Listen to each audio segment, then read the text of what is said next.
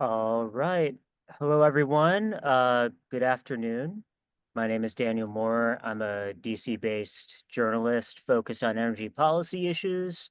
Most recently, I was at Axios, and unfortunately, I'm kind of in between jobs now, but given the relevance and importance of permitting issues to energy and all kinds of infrastructure, I'm really excited to moderate this panel for R Street today.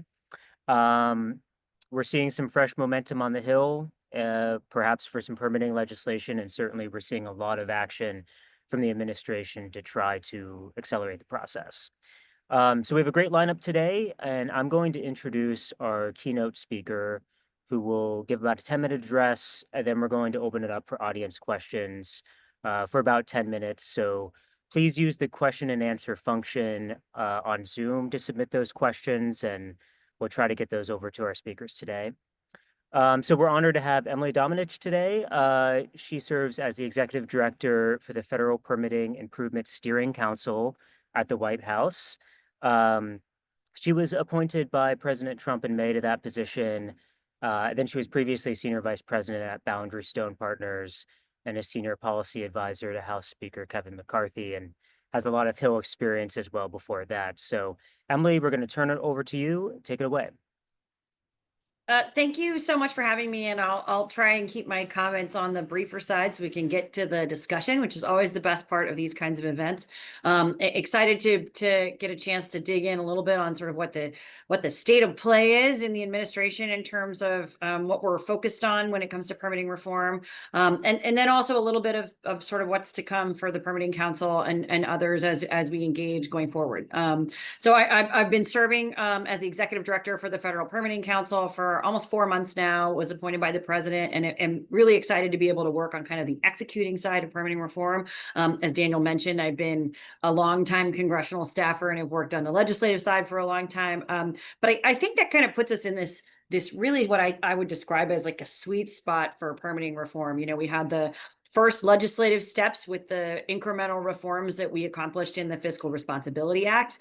We saw a really great, I think we've seen a series of great cases in response to those reforms from the judicial branch, really limiting the I think, overreach and scope of where NEPA is applied. And then we have an executive in President Trump who really wants to lean in and get as many things built as possible and use all of the tools in the toolbox that can help to move projects faster. That's everything from expedited permitting to you making sure we're utilizing CADXs or environmental assessments where possible, to using things like the Permitting Council.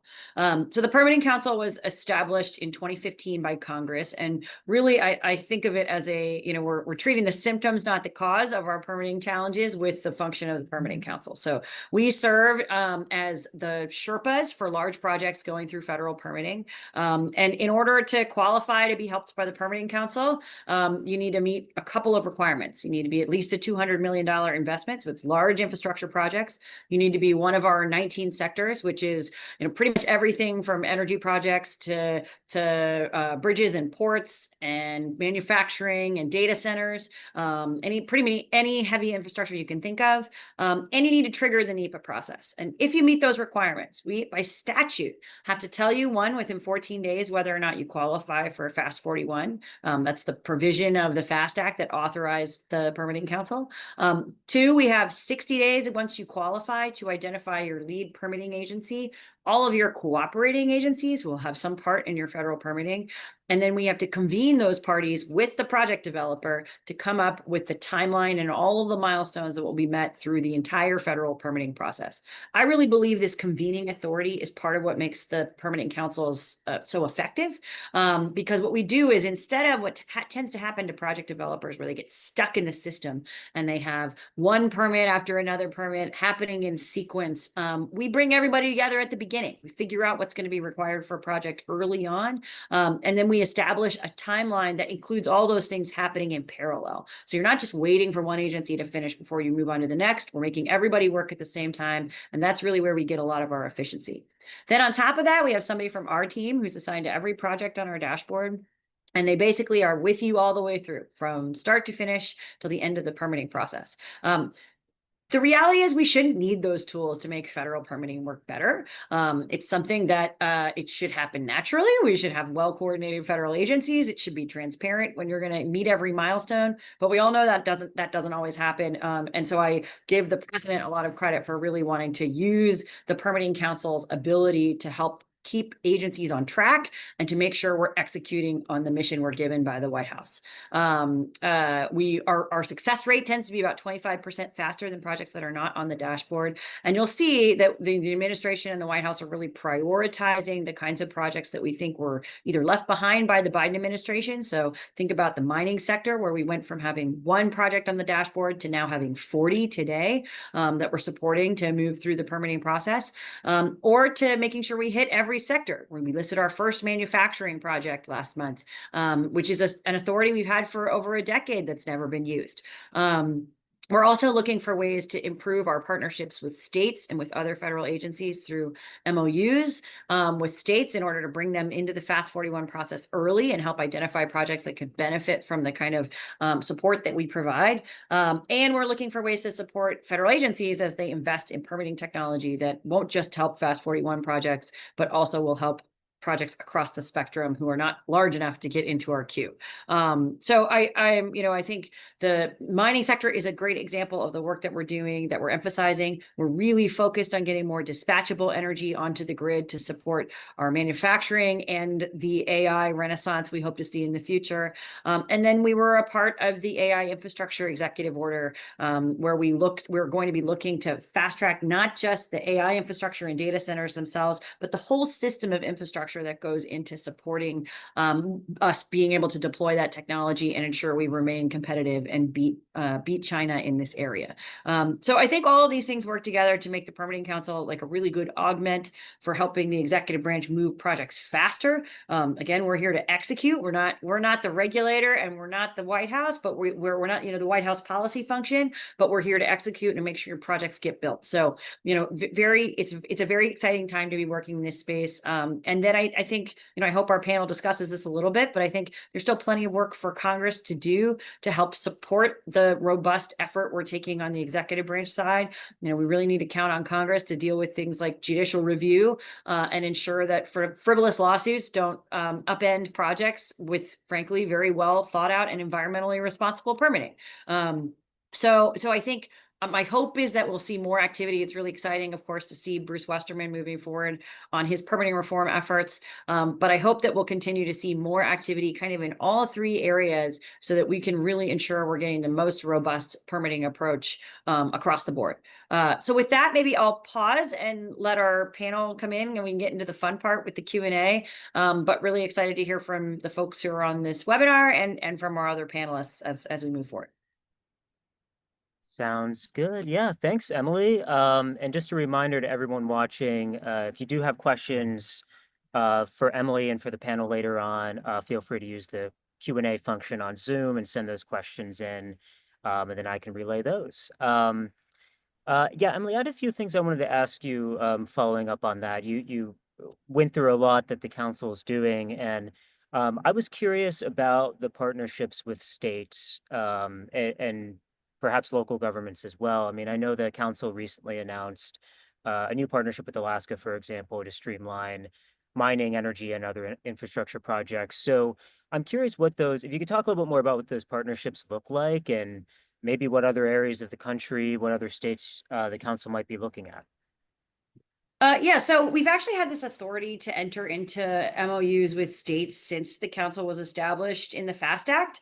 And there's a couple of ways we can partner with states. One is on a discrete project by project basis where a state can actually opt into the Fast 41 process. They can participate in that kickoff meeting, and then they can post whatever state permitting actions they have on the dashboard, just like any other federal agency. NEPA has a process for states and local entities to opt into that NEPA process, and that's how we include them in that respect.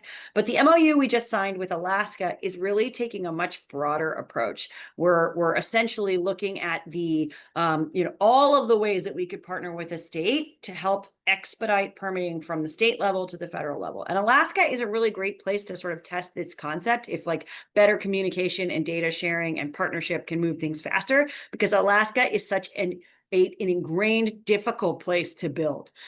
You have tribal land, state land, federal land, laws that put additional requirements on Alaska that don't exist in the lower 48.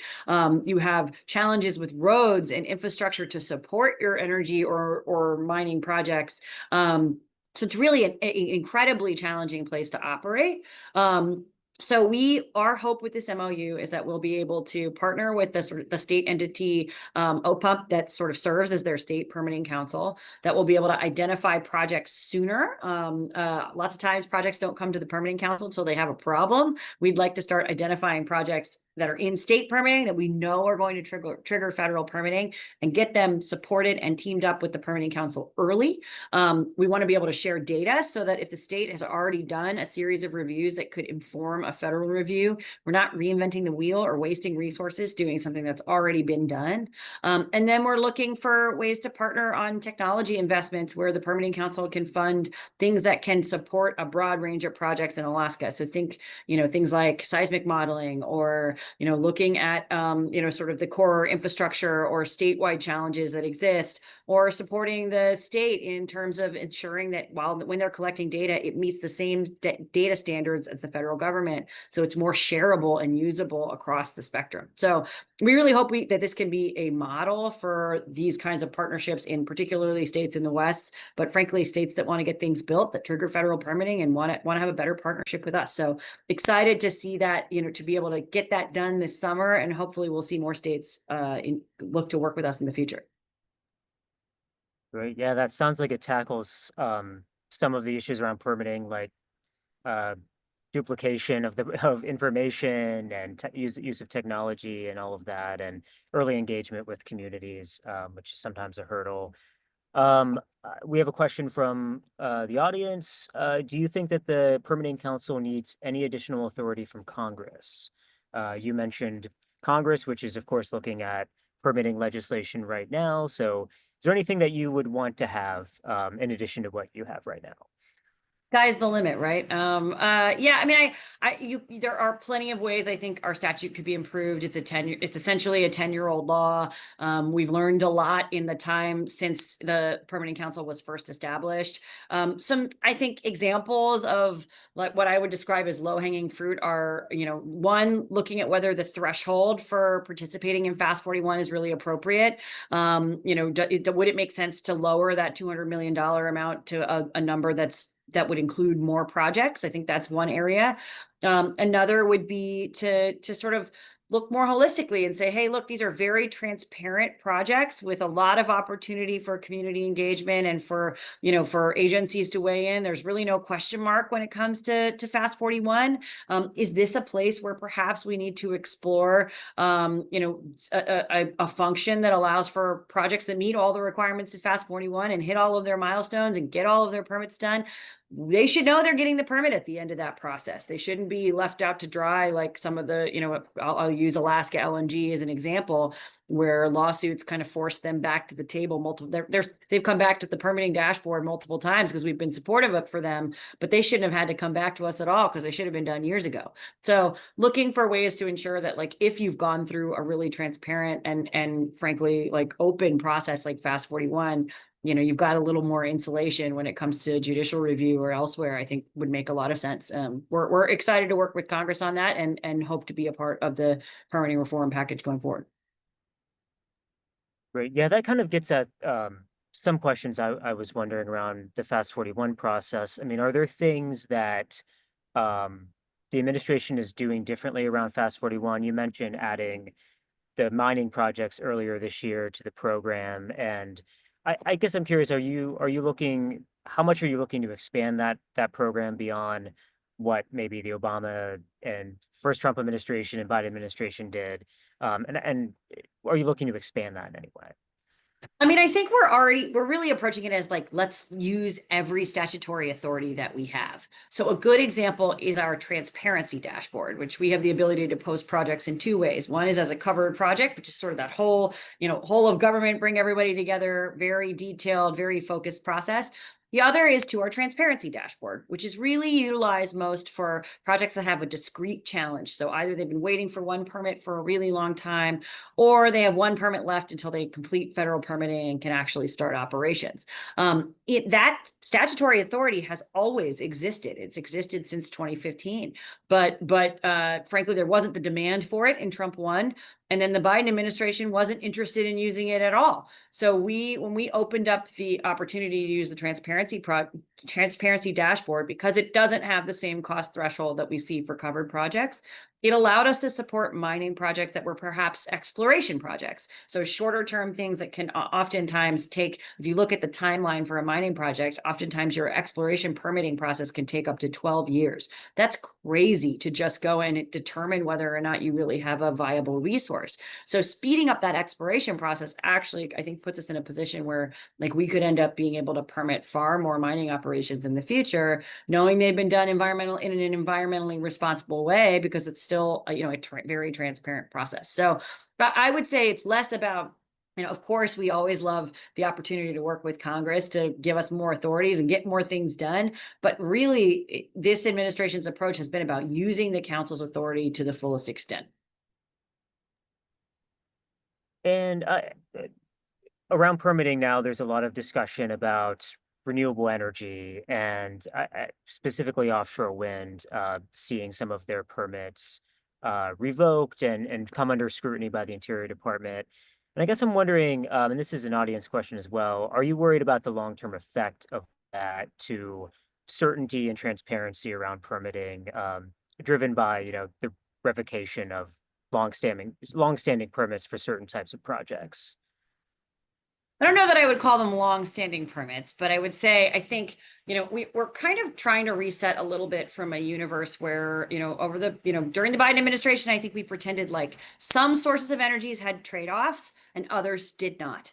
And the reality is every source of energy has some level of trade-off, and it's our responsibility to do the environmental reviews that are required to look at those trade-offs. In the case of many of these permits, while I certainly will not speak for the Department of Interior, I think Secretary Burgum's doing a fantastic job in executing on the president's agenda. But I think they are asking some appropriate questions about whether or not these reviews were actually fully completed, and whether or not we took in the land use or endangered species impact or other questions in that space. I would say I think there is a difference between what Congress is mostly talking about on the Hill when it comes to NEPA reform, which is a procedural act, and the individual permits for activities that are done in, under the Endangered Species Act or under, Section 106 or under other places. I think those are sort of discrete issues, and we should. NEPA is certainly procedural, and I think there's almost no way to make it not apply across the board. As much as the Biden administration tried to use NEPA selectively to only put, certain types of technologies under review, I don't think it's really an appropriate place to do that. But I think when it comes to the other reviews, we need to make sure that we actually completed them. The last thing I'll say on this point is that, I've heard a lot about this. Oh, are we in unprecedented times when it comes to wind and solar in this administration? And I didn't hear any of that when we were dealing with the Biden administration consistently blocking dispatchable energy projects, blocking natural gas, blocking LNG exports, and oftentimes never even justifying it. So I think we need to be honest that presidents have priorities, and our priorities here are moving forgotten industries like mining and ensuring we get more dispatchable energy on the grid as quickly as possible. We have another question from the audience. Is the administration open to a complete rethink and pursuing something like permit by rule, which is essentially allowing something to go into effect as long as it meets, certain rules and regulations by an agency and not actually go through, a traditional permitting process. So have you guys considered any of that or thought about that as part of your process? I think permit by rule is a really interesting concept. It's something that, it feels a little bit like it's the policy proposal du jour for the permitting space.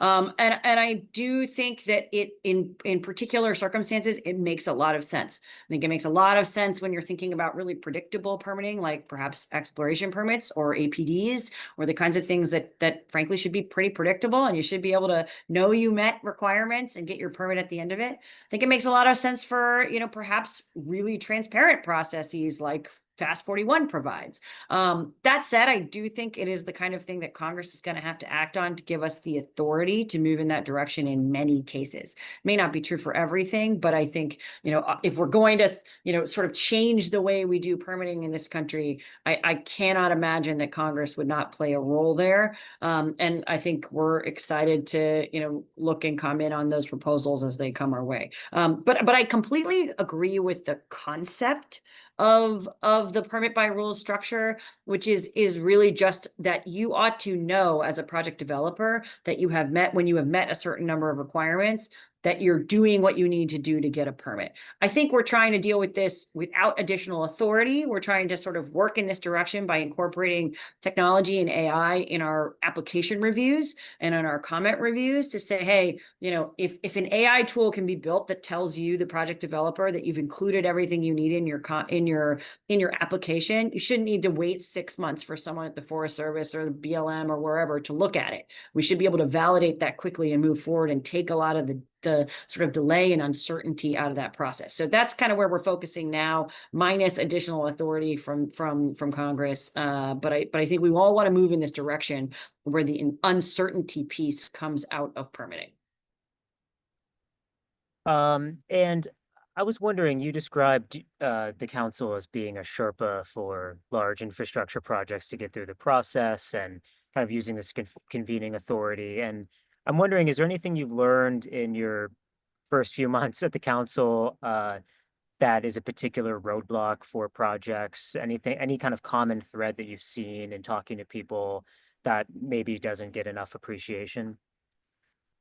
Gosh, I could rattle through a bunch of them. The challenge I think with permitting generally is that it's a very anecdotal industry, right? We all have our horror story about this one project that got stuck for the dumbest reason possible. And it actually, I think, makes it hard for us to get institutional change because we're not collecting data to look at those kinds of trends that you commented on in your question. At the Permitting Council, we're really trying to collect that data and be able to analyze it and say, here's where we see benchmarks that isn't just like what we read and see on a daily basis.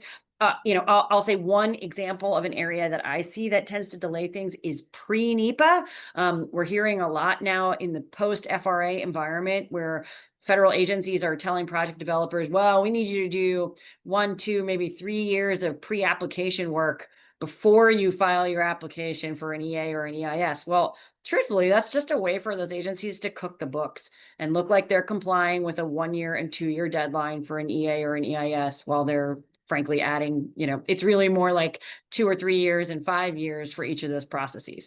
We got to get away from that. And I think we cannot allow for that to become the norm in many agencies. And I don't want to call any of them out because we work with all of them, but there are some repeat offenders who really love that pre-NEPA work. And I don't think it's transparent and I don't think it's following the law. So I think that's an example of sort of a consistent thread. The other, I think, is, I hate to say that it's a cultural problem, but like our default in permitting is to study something forever. It's to wait forever. There's never an end date. There's never a hard timeline. There's never a cutoff. And I don't really blame the people who are doing the work in the field for having that mentality. We hired them to be a biologist or to be a geologist or to study the water or to do, they're a scientific expert who's supposed to be working within their narrow lane. But it's our job as policymakers to say, hey, we want you to study this as much as possible. You have 4 months to study it as much as you want. And then at the end of it, you have to come to a conclusion that's a yes or a no. And even the no needs to be a no because you need to go do these mitigating steps and move forward. Because we know we can do things here in the United States in a cleaner, more environmentally friendly way than any other country in the world. And so our default answer should be yes, as many times as it possibly can be. All right, we're running up in the final minutes here, so if anybody has any more questions, get them in the Q&A. I'm wondering, going off what you just said, I mean, there's a push in the administration, obviously, to go faster. I wonder if you see any risks in moving too fast on any of these reviews. I mean, again, not to have you speak for the Interior Department, but I'm thinking of the Interior's announcement back in April that it would try to cut EISs to 28 days, which, I talked to some folks who were a little skeptical. Maybe that could be done, and maybe that raises the risk of lawsuits down the road. But I'm curious, like, is there a sweet spot here? Can something like that be done, or does that, is there a risk that that leads to any shortcuts in the process? I think the way to avoid the concern about shortcuts, truthfully, is to take the human error and human delay out of the process as much as possible. The more we can move towards using technology, the more we can use to move towards standard permit applications and standard requirements and publicly available data that frankly project developers can pull from as they prepare their applications, the more we will be able to shorten those timelines in a way that can be validated to know that it's really still effective and efficient. A huge part of the delay in federal permitting is just having the right staff available to review your application. And there is just no reason at all that that could not be done by AI. So I actually think we could be in a position in the next 3 years to see huge increases in the ability to use technology to do like the basic evaluation tools that go into preparing a permit, and also using technology to pull from all the existing permits that we've already done. We have a massive amount of institutional knowledge in this country, both in the private sector and the public sector, that we often don't take advantage of when we're doing permitting. So while I certainly think, everybody always says anything you ever do on permitting reform, people say this is going to break the system and everything's going to fall apart. We're never going to be able to operate. There's going to be a million lawsuits, and it's almost always overblown. But I do think incorporating technology as we move in that direction will help to assure some folks that we're not cutting corners. The goal here is not to cut corners on permits. The goal is to efficiently move forward with permits that meet the incredibly high environmental standards we hold in this country. And we've successfully done it for hundreds of years. We can continue to do it quickly. There's no reason that you should have to wait decades to get your federal permits. And frankly, we can't afford to wait that long anymore. Any scenario where we're waiting that long to build things just means that we're putting ourselves on our back foot against China, and we can't afford to do that. Great. Well, I think we have time for just one more question, then we can let you go. This is a question from the audience. Are there other specific examples where you'll deploy AI and machine learning to shorten timelines? Any other part of the process, or maybe you can talk a little bit more about that. Yeah, I mean, I'll give you an example of what the permitting council is doing. So we're because we serve as this coordinating function between, the all of the federal agencies that do permitting. We have the ability to fund investments in technology at other agencies, and we have the ability to ensure that those agencies build systems that are scalable and interoperable and can talk to each other. I think the biggest downfall of having many federal permitting agencies is that they often work in a silo, and we could end up with 12 or 13 great AI systems that can't talk to each other if there isn't somebody keeping them all on the same page. CEQ has done a spectacular job of putting out the technology roadmap for permitting technology, for setting standards that every agency needs to follow. And then we're essentially following up behind CEQ to help fund some of those efforts. One such example is the Department of Energy has a permit tool called Permit AI, where they build an AI tool to basically go and glean all of their NEPA related data from every NEPA review the department has ever done, to put it all in a database and then to analyze it to see how it can inform future NEPA applications. Where the Permitting Council is now paying to expand the deployment of that tool to three other federal agencies, to include U.S. Forest Service, Rural Development, the Fish and Wildlife Service, BLM, places that are really, really data heavy. So the goal would eventually be able to have this massive data set of all of the work these permitting agencies have already done, and to be able to utilize that as you write a new permit. The way it works now is if you're at Fish and Wildlife Service and you're in the field and you're looking to develop a permit, most of the time you just Google your area and look to see if there's any additional information. That's crazy when we have massive amounts of data that have gone into issuing permits in the past from dozens of federal agencies. We ought to be able to put it all in one place. My first goal would be to get that to all be a searchable database for folks inside the federal government who are issuing permits.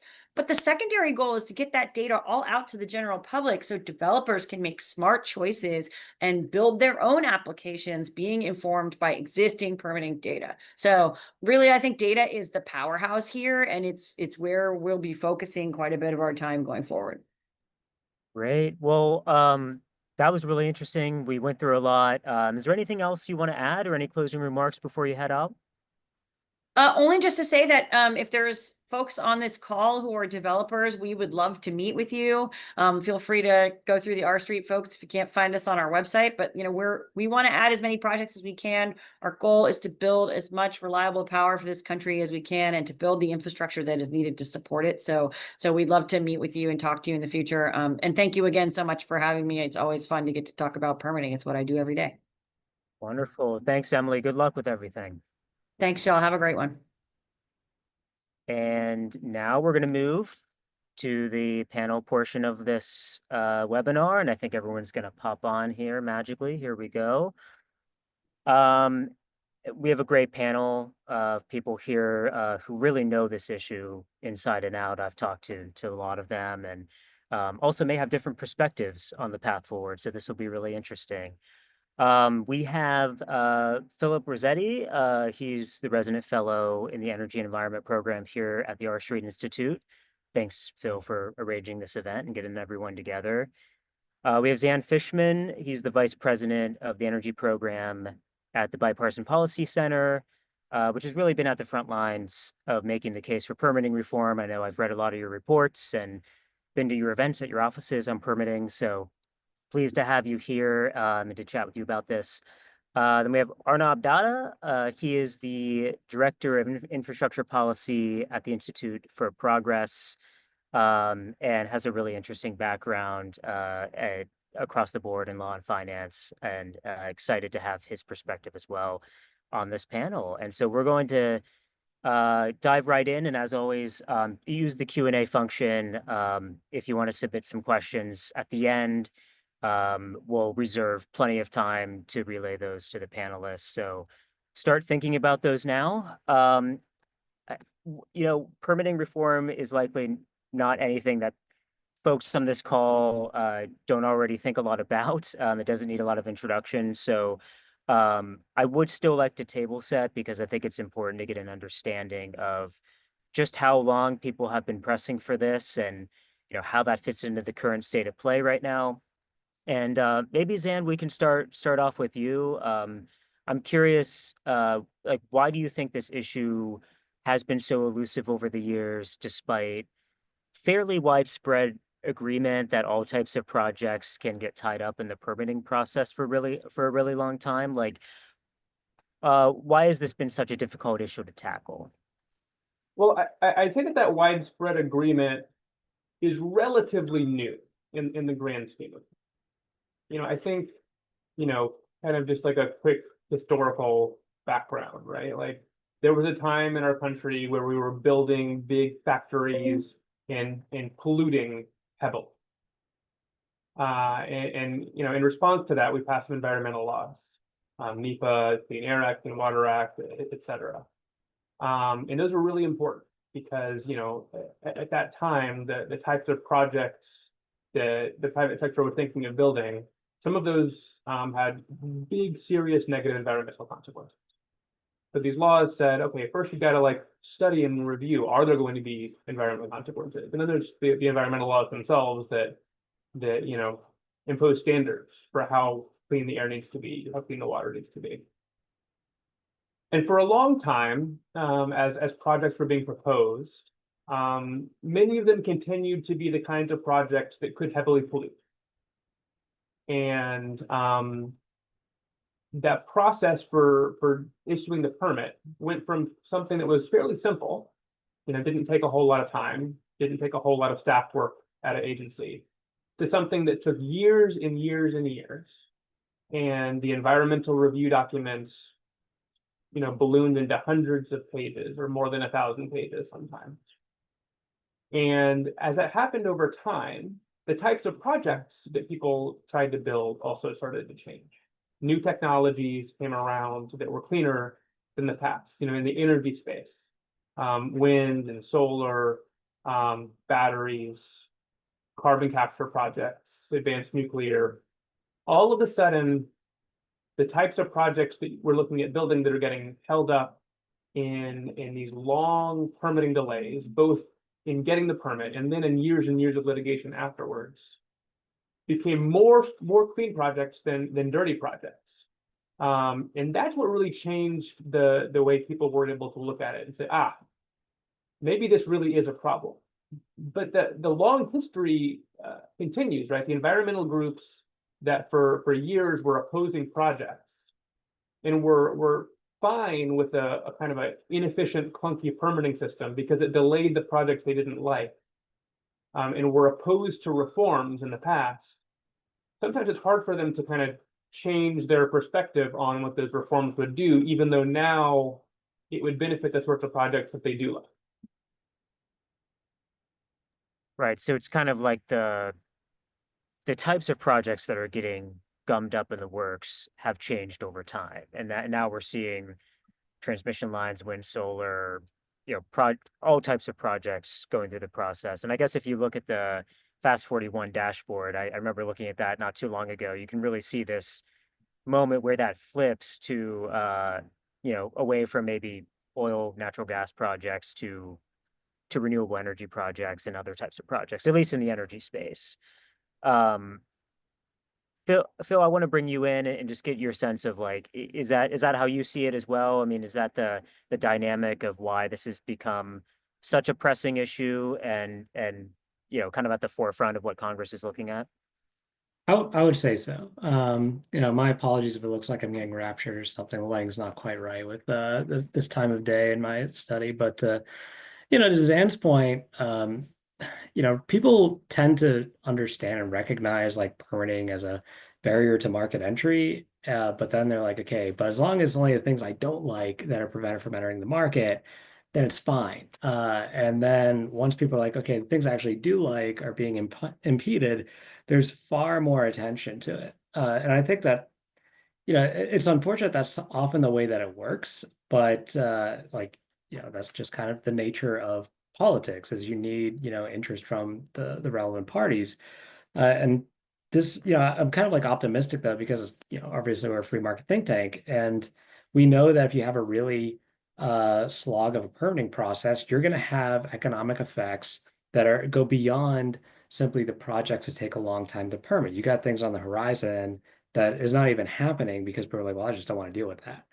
And I think I saw my co-panelists at some of the abundance events down in DC recently, and a lot of the theme was like, hey, like a lot of people there are really, folks who would have talked about regulations ever being bad, but now are kind of like, well, maybe, we should rethink like some of the stuff for housing. So absolutely agree, but I'm also kind of like optimistic because that's just the nature of how policy changes work. But I'd definitely be curious, Arnav, if you think that is, the right of it. Yeah, I think I generally agree with both of you. I guess the two things maybe I would add is, for one, I think it's also important to take stock that we have made progress over the past, like Emily was on earlier talking about her work at the Permitting Council, and you know, FIPSI was established in 2015. Has it been used to, the greatest extent? Like, no, but there was a recognition of a need, and there was legislation that addressed it. There was some reforms that happened during the Biden administration that passed through Congress, and the Fiscal Responsibility Act. I think we can debate the merits of those, but I think again, you see that there is like a growing recognition that this is important, and that we need to take steps to address it. So that's one, I think, just on a note of optimism. And I think one challenge I would just add for why it's been so elusive, when you think about, permitting is just, for one thing, something Zan and Philip alluded to, it means different things to different people, right? So, you can get on the kind of more like hardcore environmental left, it means like making it easier to build rooftop solar, and that's it. And then you can move a little bit over, and it starts to include like new types of emissions free energy. In other cases, maybe it's tech neutral, and so I think it means different things to different people. And it also doesn't always have, it cuts across so many different issue areas that Congress, as it's set up right now, is just like not super well equipped to design a holistic package. In the last Congress, we had a real champion for it in Senator Manchin and working with Senator Barrasso. But the fact that they were working on it meant that it had to come out of the Energy and Natural Resources Committee, and that's got limited jurisdiction. It got some very important areas within its jurisdiction that it could address. But when you start to include something like judicial review of NEPA, that has to include potentially EPW and maybe even Senate Judiciary. And so you run into some of these political congressional dynamics that can also make it quite difficult to get to comprehensive reform. I think maybe just to finish on a piece of optimism on that, we can hopefully take the effort from ENR. I think it's great that Senators Capito and Whitehouse are working on an effort together now. Hopefully they can build off of what came out of ENR last Congress, touch on some of the jurisdictional issues that they have within their authority, and maybe we can get to something even more comprehensive. Right. Yeah. There's a lot of committee jurisdictions that have different pieces of permitting reform, and I think you put it really well. Like, what is people see permitting reform and they define it in different ways and define the scope of that in different ways. And so, I mean, certainly having been on the Hill most recently, if there's finding that champion or finding the one committee chair who's going to take the reins and get this done is difficult when you have so many different committees and so many different jurisdictions and areas of oversight. And I guess to dive into the news of the week with the Natural Resources Committee having a hearing on the Speed Act scheduled for tomorrow. This is Chairman Bruce Westerman's effort here, along with Democrat Jared Golden of Maine. So this time it is bipartisan, but still mostly reflects Westerman's desire to have some kind of judicial review related to NEPA. And that's drawn some fairly staunch opposition from many Democrats. And noticeably Scott Peters of California, Democrat of California, who's seen as a leader on permitting reform for his party, has not yet signed on to it, I believe. So I'm curious where you all see that proposal, the Speed Act, going. It's got a lot in it, but again, looks at judicial reform and tries to make those changes that may be controversial. So what do you all think about the path to passage for something like that in this session of Congress? And Zan, maybe we can start with you on that. That's okay.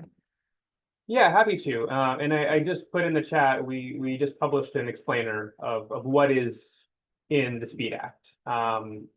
Because it's a lot of things, right? When you're thinking about how do you tweak NEPA, how do you tweak judicial review to achieve the outcome you want, you quickly start to realize there isn't like a permitting issue, right? There are many permitting issues that each create frictions throughout the process. Some of them are across the board for all project types. Some of them are specific for certain project types. And so you need to do a lot. The Westerman Golden Bill, the Speed Act, which, as you mentioned, is going to see a hearing tomorrow, focuses on two of the key areas for permitting reform. Reforms to the NEPA process, and then reforms to the judicial review of NEPA. It does a bunch of things. For judicial review, we've kind of talked about the litigation cycle for after a project, like who is allowed to sue, for how long are they allowed to sue?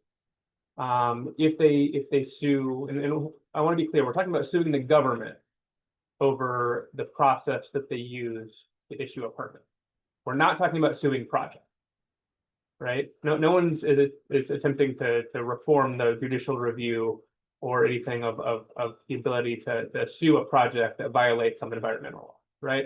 If the project violates the Clean Air Act, that's bad. They should suffer consequences, right? No one's talking about changing. We're talking about suing the government. Currently, if the government issues a permit, you can sue that permit for up to 6 years after that final agency action. That's a crazy amount of time, right? I just want to like stop and think about this. If you were just designing a process from scratch, and you said, okay, the government's going to issue a permit, you're like, okay, should we have some sort of check and balance on this where, a citizen can sue and say the government, really messed up here? We say, okay, yeah, that makes sense. We should have that. It's like, okay, for how long should they be able to do that? How long are we willing to, keep open that window of uncertainty for the project that, the government has decided to move forward in order to preserve that right to sue? And someone might say, I don't know, half a year, 5 months, 8 months. Any of those would be kind of in the realm of reason. Nobody would say 6 years, right? That's a truly crazy idea because it's not murder, right? It's not a case where if you figure out that 15 years later you finally catch the killer, you want them to face consequence, right? We're talking about the government issuing a permit for someone to build.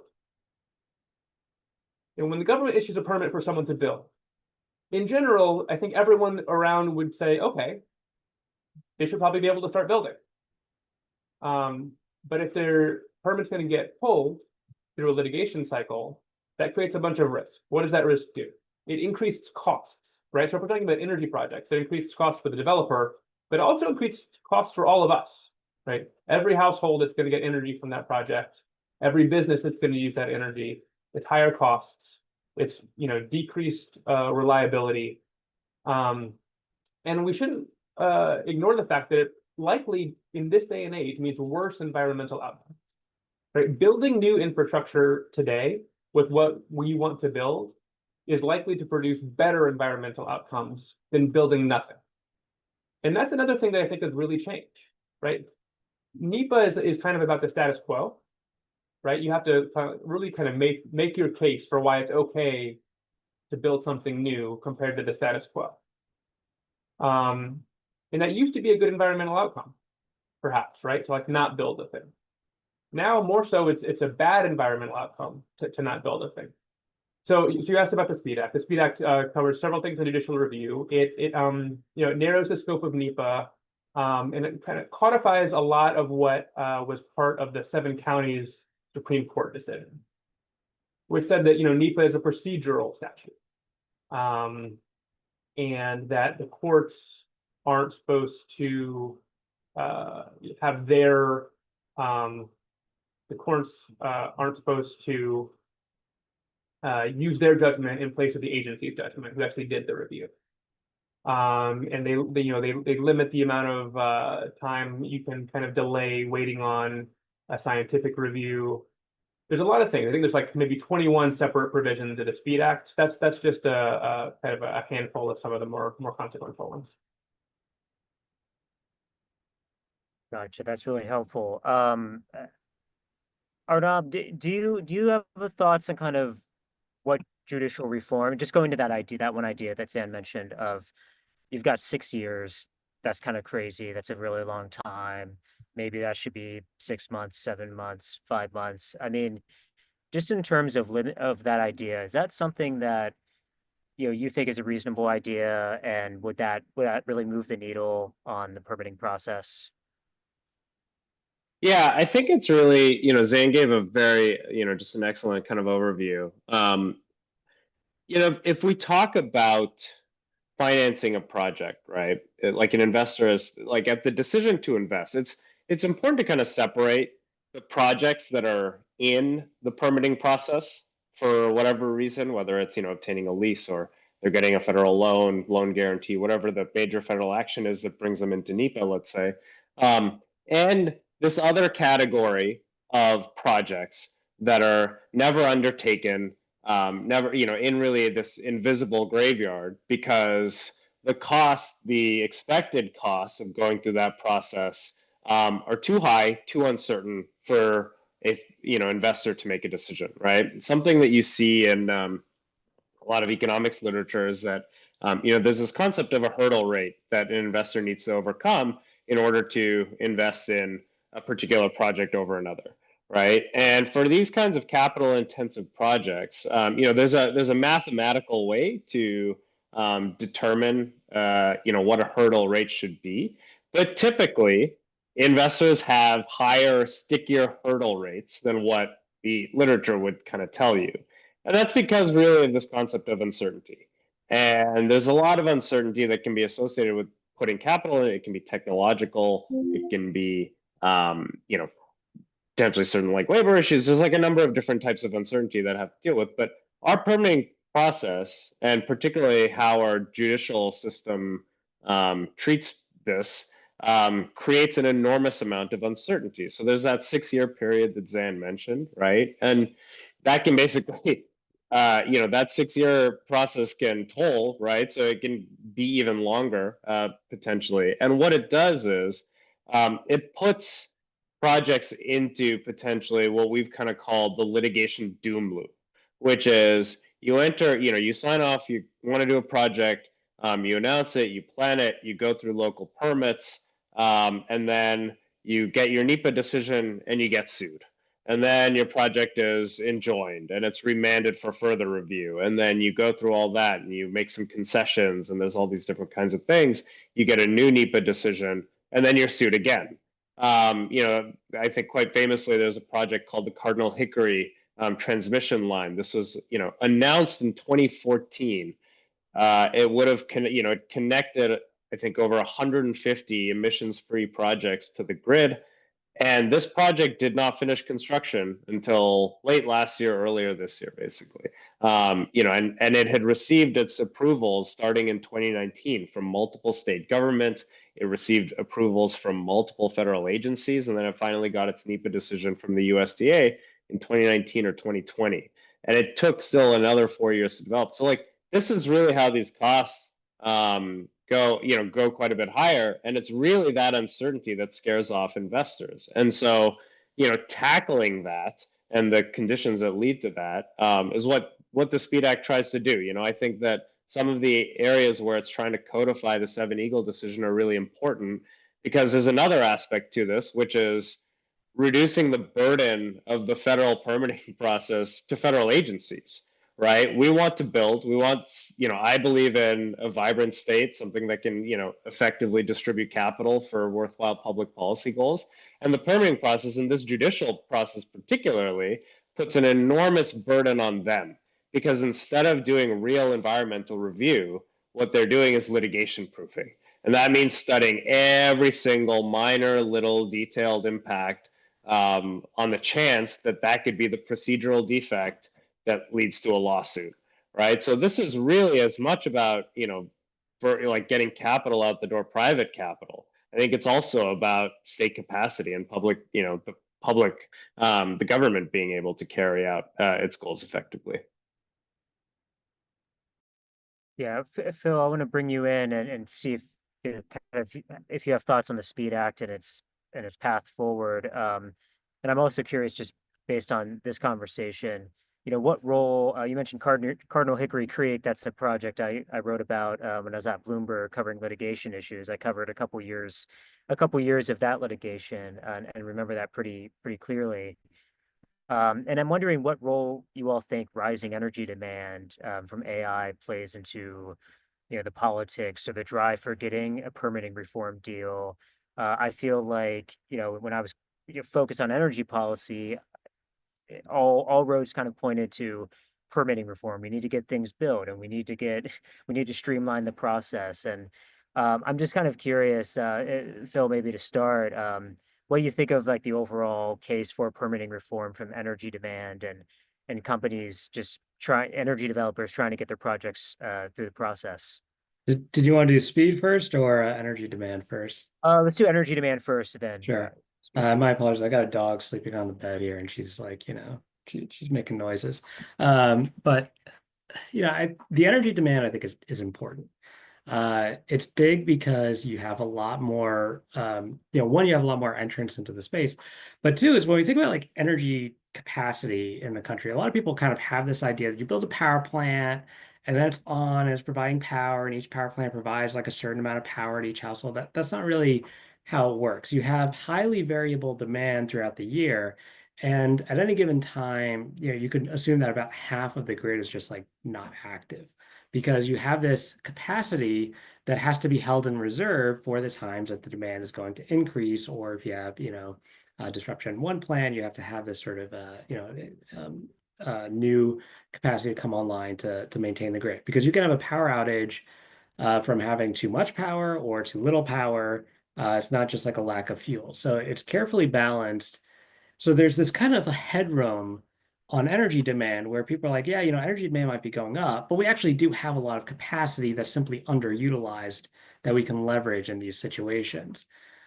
But with the growing demand, especially, AI is the thing people keep pointing to, you don't have as much ability to just kind of shift things around.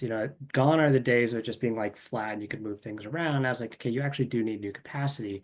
And especially the extent that a lot of the demand is one, it's high value. So you got people who are willing to pay a pretty high premium for making sure that you have constant power and you're not going to have an outage, which is why, like they're restarting 3 Mile Island and all that stuff.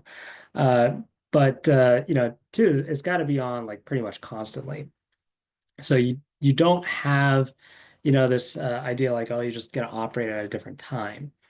So that's a big driver, and I think that's important. But I also think that, to the extent that you have like industrial consumers that want this, that might get more like sort of constituent interest for members because they're going to hear more from companies usually than they hear from like individuals. But when I think about what actually motivates like a deal to be made, I think it's really a lot of the human and social elements behind permitting. Like the thing I constantly hear people talk about is like, yeah, I don't really care about energy, but I care about housing. Like that's the thing that tends to motivate more of a political discourse. But that's kind of my take on the energy demand. I don't know if you want to dive any deeper in any of those topics. Arnab, do you wanna talk a little bit about just, what we risk if we don't get permitting reform done? I mean, is there just that idea of, you've got energy and maybe people can't really conceptualize, the complexities of the power grid that Coach just laid out, understandably so. But they understand housing, they understand being able to turn on their phones and, have some data center picking that up. Like, do people, what are people thinking about? How are they connecting? How do you think they connect permitting reform to, what's going on in their daily lives? I mean, I think it's affordability, right? We're having a huge kind of national discussion. We just had a, presidential election where affordability was the major issue. I don't think we should, artificially wedge affordability into every kind of issue. Sometimes there's like an effort to do that, but I think we really need to make hard choices about what's going to be available in order to build more supply that can bring prices down for energy, right? And so I think that's something where you know, we had a huge bill in the Inflation Reduction Act that was intended to, mobilize and provide a lot of capital. A lot of that has been cut. I don't see a political environment in the short term, at least, where that comes back. And so we need to think about like what are the incentives to help build out more supply so that we can make energy more affordable. And to me, I think really that's reducing the barriers to entry and reducing the cost of building. You got to deal with that side of the ledger. And so that's kind of why it's a necessity.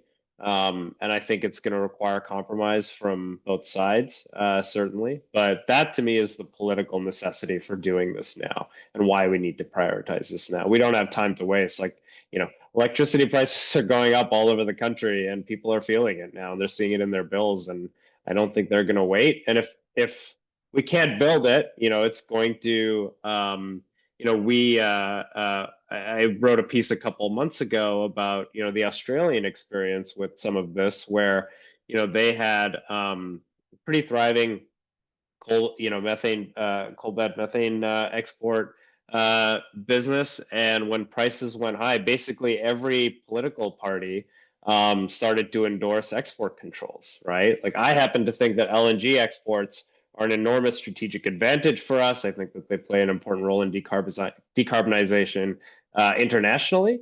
I don't want to give that up and that means we need to find other ways to bring prices down here so that we can maintain a robust LNG export capability. Same thing with AI, right? Like if we're, we don't want the political backlash that's going to come to, this unique set of constituencies that is having some impact on load growth.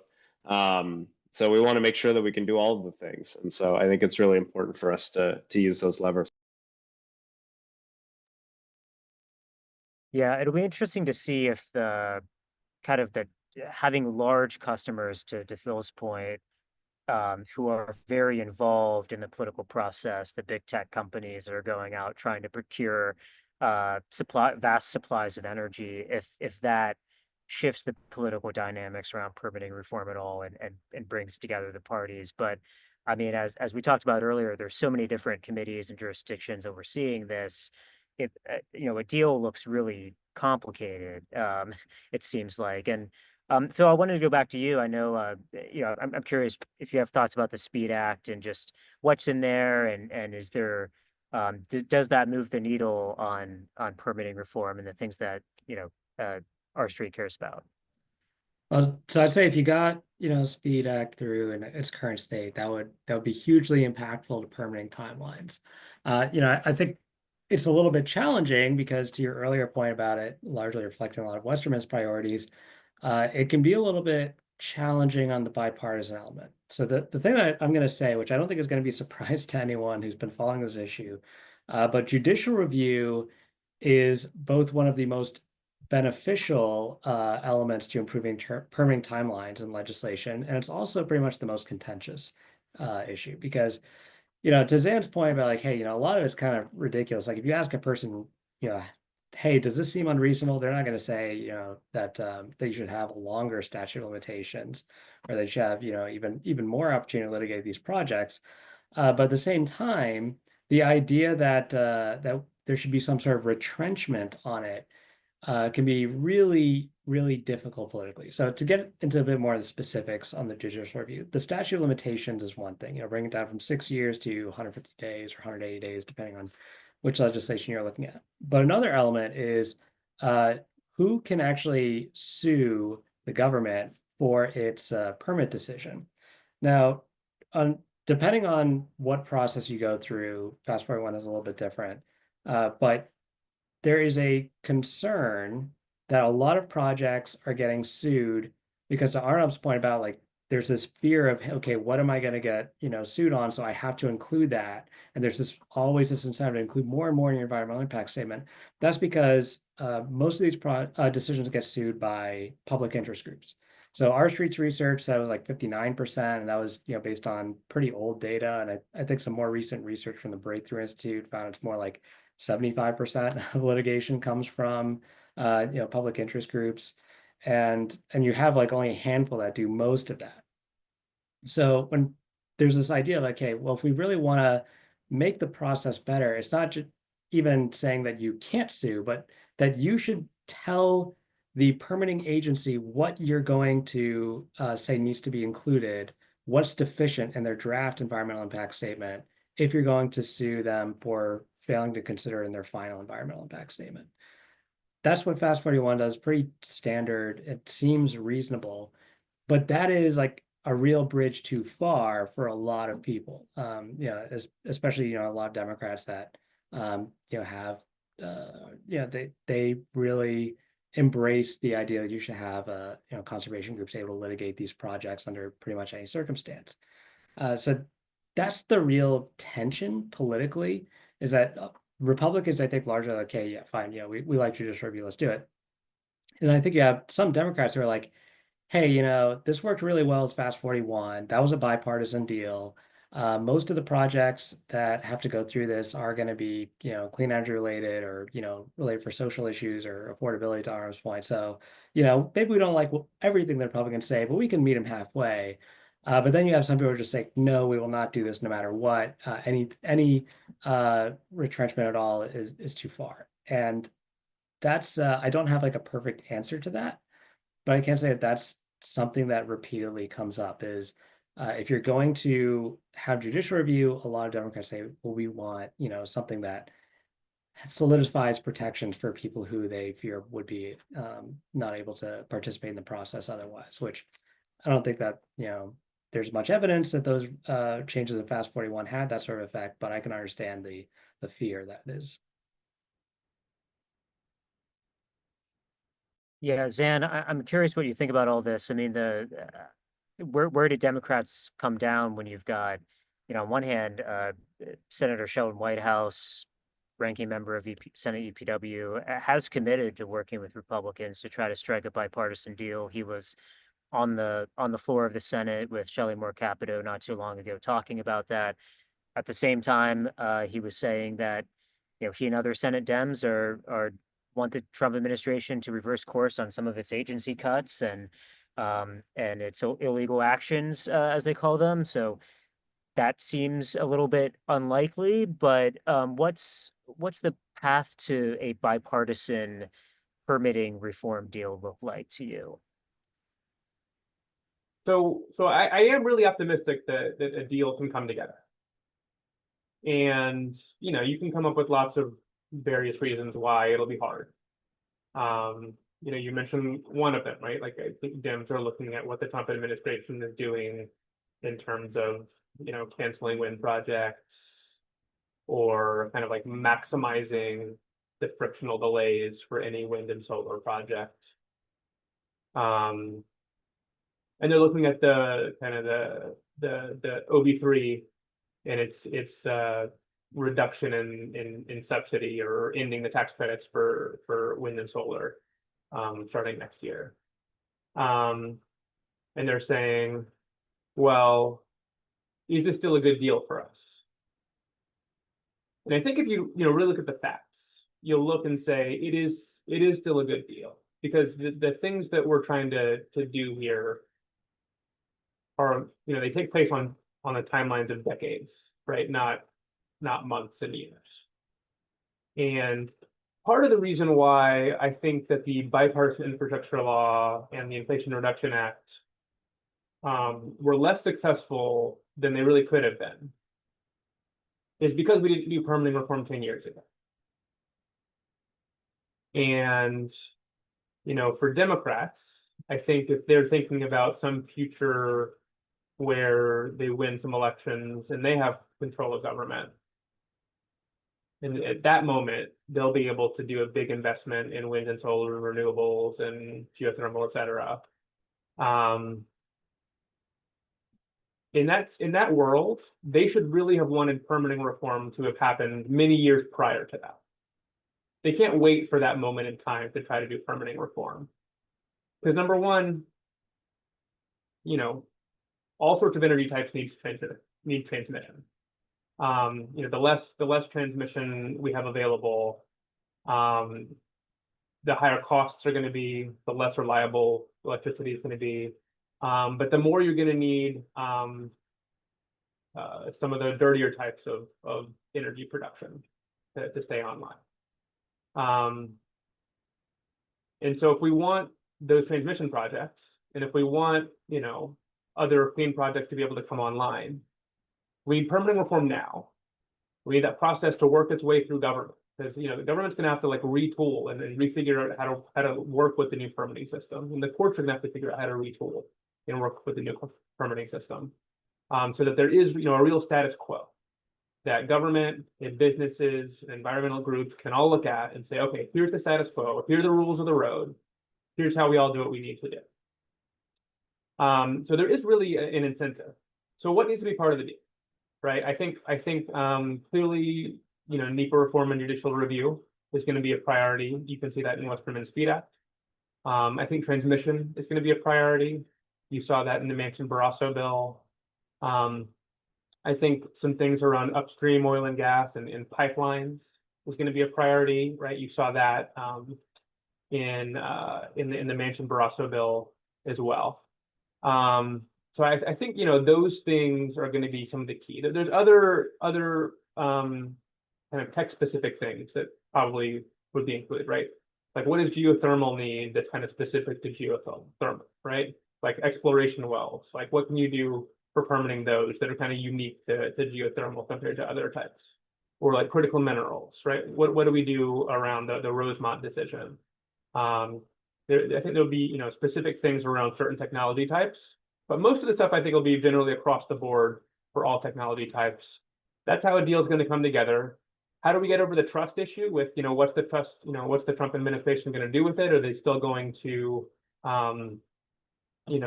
put their thumb on the scale against the wind and solar? I don't know, that's hard. But I think I would argue that we should be thinking long term for all of these technology types.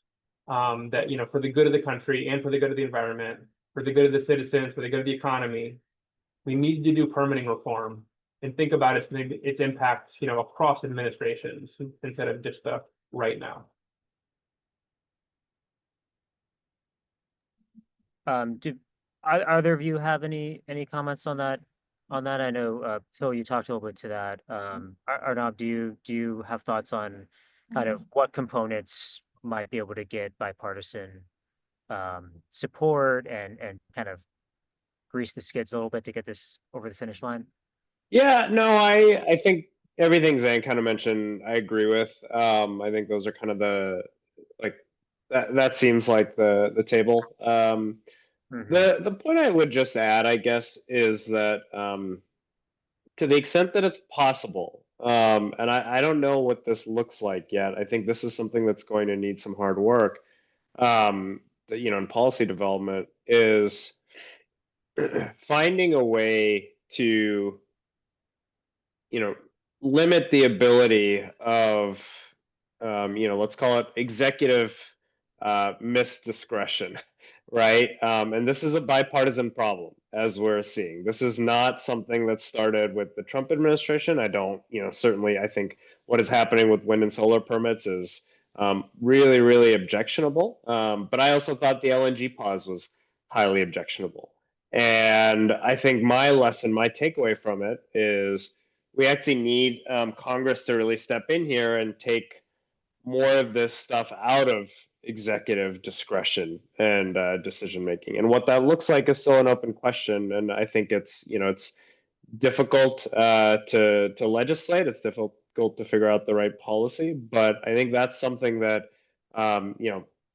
all the best and brightest minds on this call and elsewhere need to really be thinking of, because it's not, a deal is really important, but we need to make sure that deal actually leads to better energy outcomes. And certainly the seesaw that we've been going through, for decades now, really, of just like, this new administration comes in and they don't like this energy type, so they're going to say, those kinds of things. We can't do energy policy this way and expect to continue to lead. So I think that's something that needs a lot of work. And I think, whether it's part of this deal or a future deal, it's something we're going to have to solve.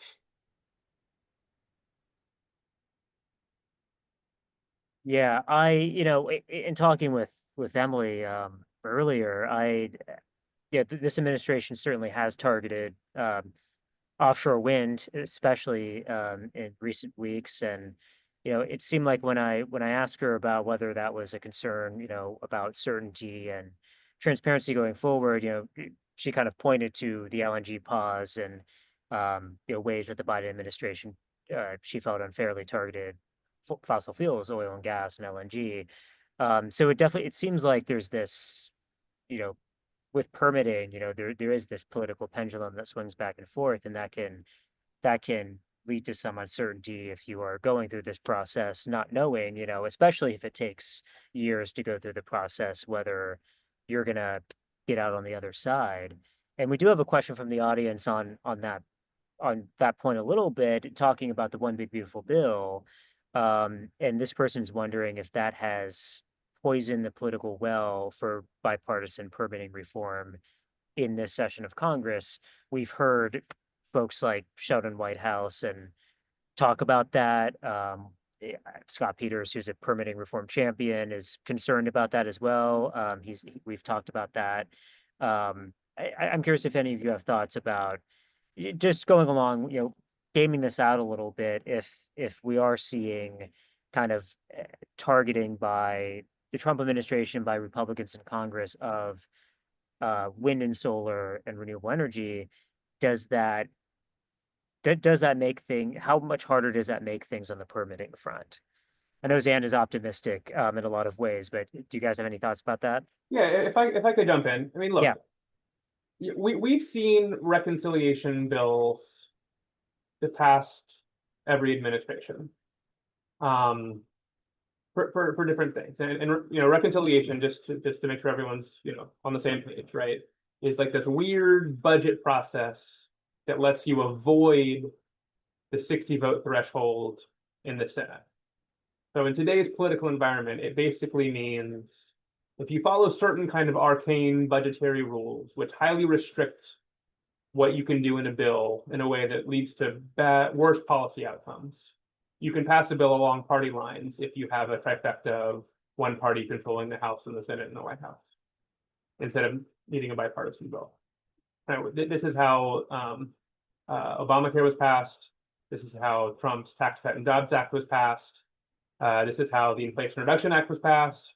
And this was how, most recently, the One Big Beautiful Bill was passed. And for each of those bills, you can look at them and say there was good parts and there were parts that were less.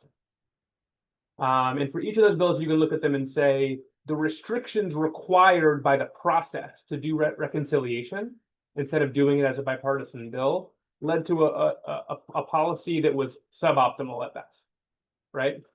And so, the Inflation Reduction Act is kind of, I think, the most relevant right now in terms of the permitting conversation and what happened with OB3, right? There was a bunch of investments that were climate related, a bunch of investments that were energy related, and many of them got rolled back. So did that poison the political climate? I don't know. Like, maybe it did. Maybe the Inflation Reduction Act poisoned the political climate when it was passed. On the other side, right? I think the key is that the only way to make things better than it is right now is to pass laws to make things better. But that's it. And if we do it in a bipartisan way, it can be durable. And investors and project sponsors and cities and states and federal governments and conservation groups can all look at the new laws and say, okay, these are the new rules of the road. They make sense. They're taking a currently just tragically broken system, which is what our permitting system is right now, and trying to make it be just a general good government improvement of, like, the system should work. You should be able to get a permit or be denied a permit within a reasonable amount of time. And you should be able to complete the judicial review, whether it ends up with you able to build or you able to not build in a reasonable amount of time. And you don't have this executive overreach of, we're favoring one type of technology over another, regardless of what laws have been passed, right? We can look at that and say that would be a better future. And if we do that now in a bipartisan way, that can last. And we're all going to end up better with less pollution, cleaner electricity, cleaner energy, more affordable electricity, more affordable energy, more reliable electricity, more reliable energy, better economic outcomes, better quality of life. It's truly a win-win. And that's why there's bipartisan interest. And, politics is always politics.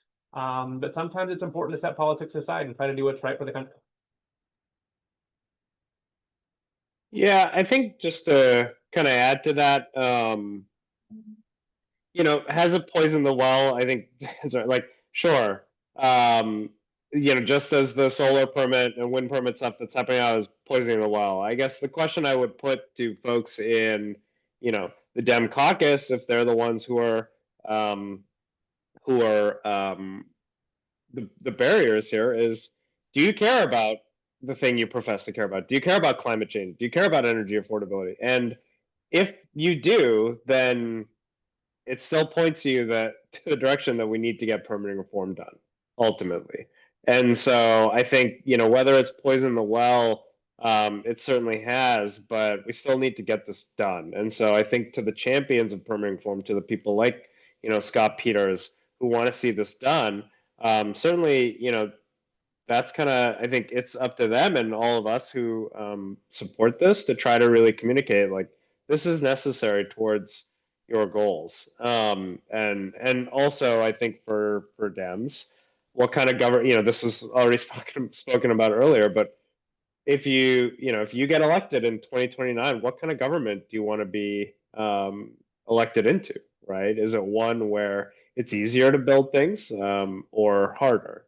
And I think that's, that's still a helpful motivation in my experience. And one thing I'd add on that is, members of Congress and senators, like they don't really have as much spite as it would seem. I think I think there's the idea of just like hate each other and don't want to do anything. I think what they really want is to be able to justify their decisions to their constituents. So to say, hey, I voted against this because it did X, Y, or Z, or I voted for this for that reason. And I think that there are a lot of Democrat constituents that, are upset with the actions of the current administration, or they're upset with, O triple B, or I try to popularize like B trip. I feel like that rolls off the tongue better, but nobody is doing that. But, one big beautiful bill. Uh, but at the same time, to say, well, I didn't vote for something that could have reduced energy prices or could have made housing more affordable or whatever, because I just don't like what the Trump administration is doing. That's probably not really a winning political message. So I think that it's important to kind of understand the distinction between the like political performance that you see from public actors versus kind of what they really want. And I think that if there is a good bipartisan deal that has most of the elements that both parties want, there's a lot of optimism for that. And when I look back at the failure to pass, more, because there was some permitting reform last Congress, but the failure to pass more permitting reform was that there just wasn't really enough time to convince the holdouts that this was something that was in their interest. And I think that there's, candidly, just kind of what I've heard is that there's a bit of regret there. It's the dynamic for Democrats to make a deal right now is a lot more difficult than it was back then. So I tend to be optimistic, but that's mainly because of my like pessimism of the self-interest of Congress. But Zan is saying that they're just gonna put the good of the nation ahead of their own interests. So together we both have optimism. I don't know what to say. Yeah, I mean, this is really the big question, right? Like, can we think beyond? Can Congress think beyond the election cycle and say, well, even if we get power after the next election, let's set ourselves up for success by having a permitting system that we can work with to put forth our policies and get the projects we want to see built.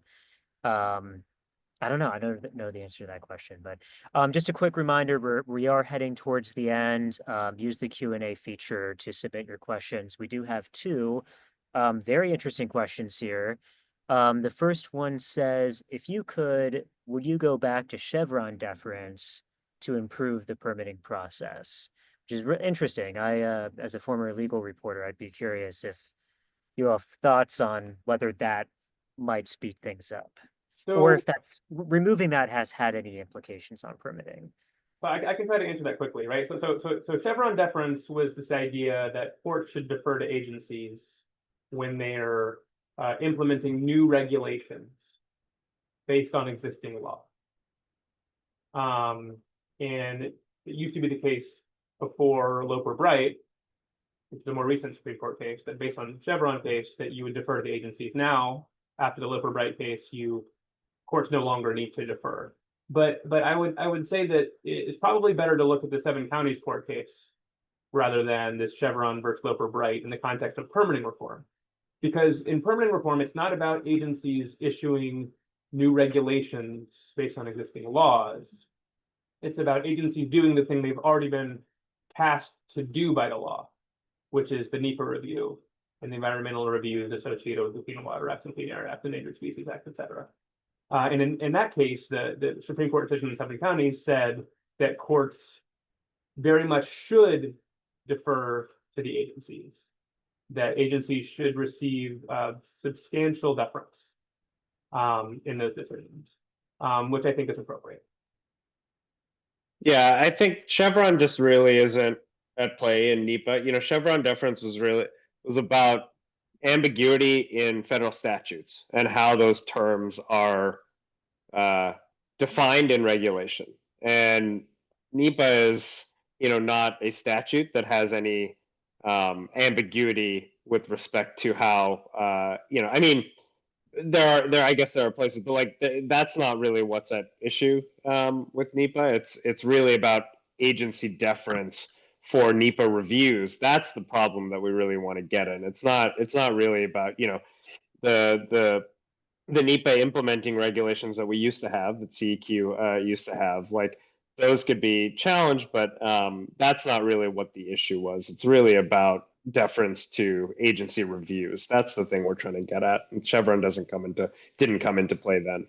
Yeah, one thing that I'll also add to that is, so there's I think a little bit of a misunderstanding. People look at Chevron deference, they look at, the Severn County, and they say like, well, it seems like they're opposite things because Severn County, the Supreme Court said they should defer to the agencies, and it's deference for that element. So with Chevron deference, the idea is who is better equipped to understand Congress's intent when it crafted the law that supports regulations. So the elimination of Chevron deference was simply saying that regulators aren't supposed to fill in the blanks on what Congress thinks. And with Severn County, they're saying, well, if the agency is preparing the environmental impact statement, then you should defer to the agency on what should be included in that. You shouldn't, necessarily defer to the courts in this case, where a judge is just like, well, I think the agency did it wrong. And it's like, well, the agency's done a ton of these. So there are different sort of elements and aspects of deference, and there are different times when it's appropriate to defer to one group or another. And I'd say if you restored Chevron deference, that would probably make things worse for permitting because you invite more potential new regulation that could create new barriers that have to be considered under permitting, if that makes sense. Yeah, and I just had a quick question, another quick question from the audience on that. How far do you think Severn County went in easing some of the litigation risk for projects? So I can just kind of start there quickly. Like I actually think that Severn County issue, it's a great decision and it set forth some really important principles. But I think we shouldn't leave this to Severn County and the Supreme Court alone.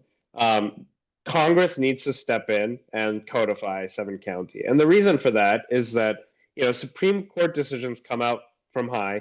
There's holdings in it, and there's dicta, and that, like, a lot of the points about deference were not the main holding of the law, and so you really need to codify some of that information, because right now it's really up to the lower courts to interpret what Severn County means, and so we're potentially entering another period in the same way that, like, when Chevron deference was overturned, it wasn't like a flip switch. Some courts had already kind of gotten there. Like, this was a creep that happened over years, really decades. And I think Severn County is a similar. We should treat it the same way, where it's like we can't expect the Supreme Court to just fix this. Litigation is way too complicated. There's too many courts. We need Congress to step in and put some principles in place and some clarity in place, because that's the only way that the courts will really take it as a message for what they're supposed to do.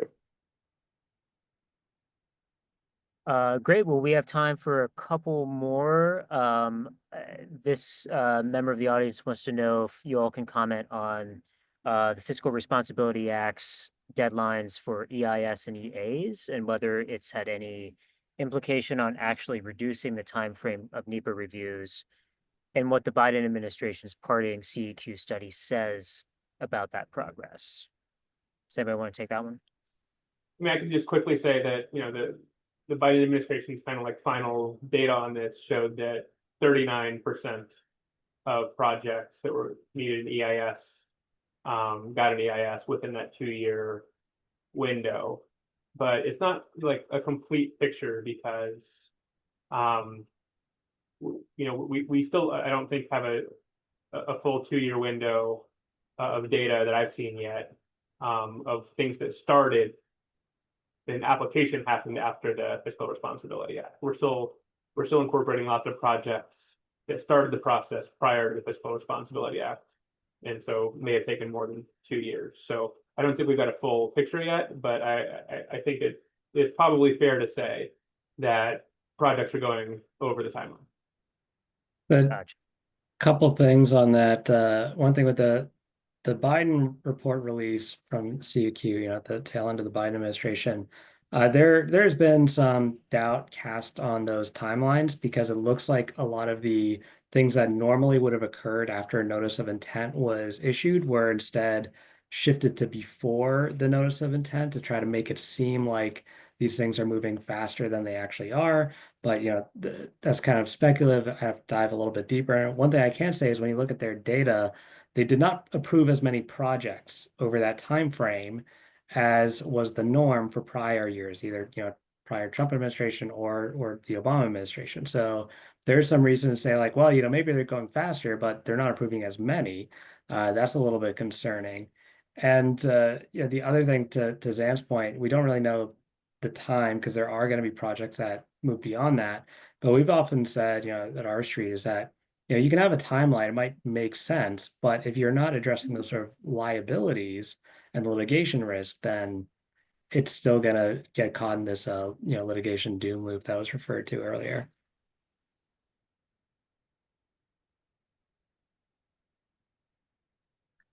At the very end, I muted myself. I knew that was going to happen. We're at time. We have a few more questions left. Sure, the panel would love to take those by email or by phone call or however you'd like to reach out. This has been a really great panel, very comprehensive. This is an enormous, complicated issue in some ways. In other ways, it's not. So thank you to all for tuning in and watching this. And yeah, thanks so much.